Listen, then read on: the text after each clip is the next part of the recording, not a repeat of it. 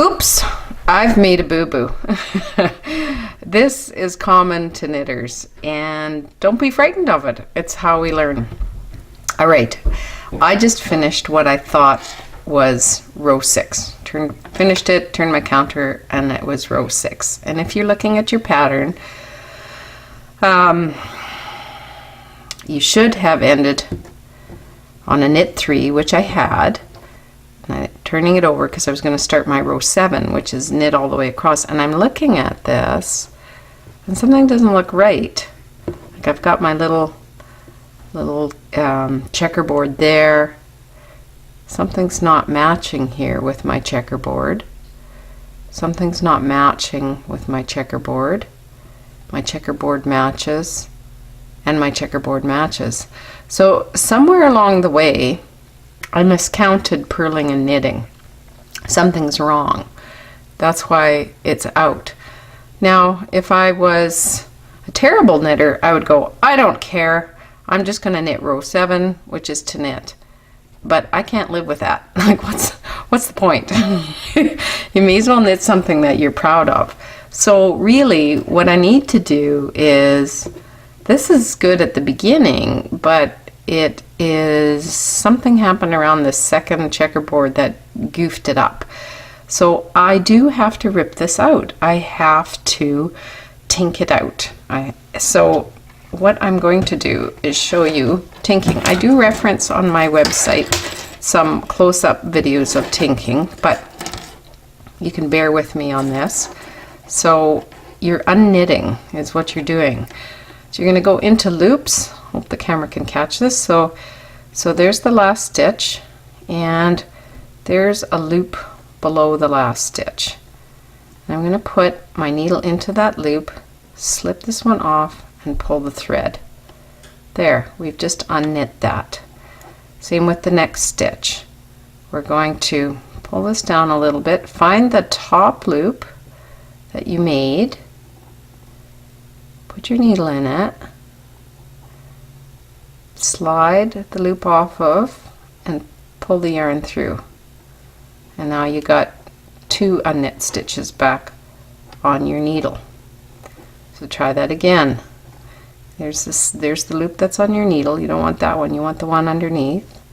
Slide your needle in, slide the loop off the needle, pull the yarn, and now you've got 3 stitches that are unknit. We'll do it again. Maybe I'll try going closer to the camera, see if it might help a little bit. So, not the loop that's on the needle, but the loop that's underneath. If you have to pull the yarn a little bit, you pull the yarn, you insert into the loop underneath, slide it off the needle, pull the yarn, and another stitch is on the needle.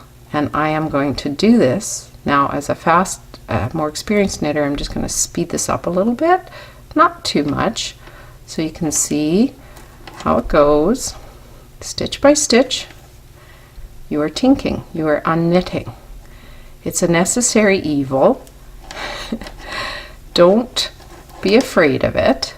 It actually teaches you a lot about what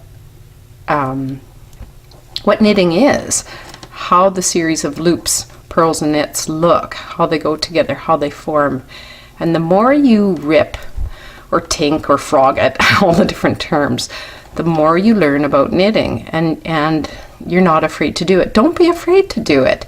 It's what makes a good knitter, as I said in my video before. An experienced knitter isn't afraid to do this. We do it all the time. So don't be frightened to rip backwards or to tink. So that's what I'm doing. You're just watching me go row by row till I get back to where the error is. So, sorry, it's a bit of a slow process. All right, keep going back, and keep going back. Maybe if there was a nice little song, I could chant it. I should invent one. Don't be afraid to do it, though. You have to. It's all part of the process of knitting. You have to correct your errors, or you should correct your errors. I mean, there's times when an experienced knitter won't depending on what the error is, where it is, how noticeable it is. But I'd have to say 99% of the time I'm very anal about my knitting, and I will correct errors. So what I want to do is just flip this over and see. Good. So we're still okay with our checkerboard, and this mess was fixed up. I ripped it out. So I'm going to go back. So this is row 6 that I'm working on because I partially ripped it out. And now row 6 said that you knit 3, which I did, knit 3, and then I purl 7. So I've got 1, 2, 3, 4 purled. 1, 2, 3, 4 purled, so I have to purl 3 more.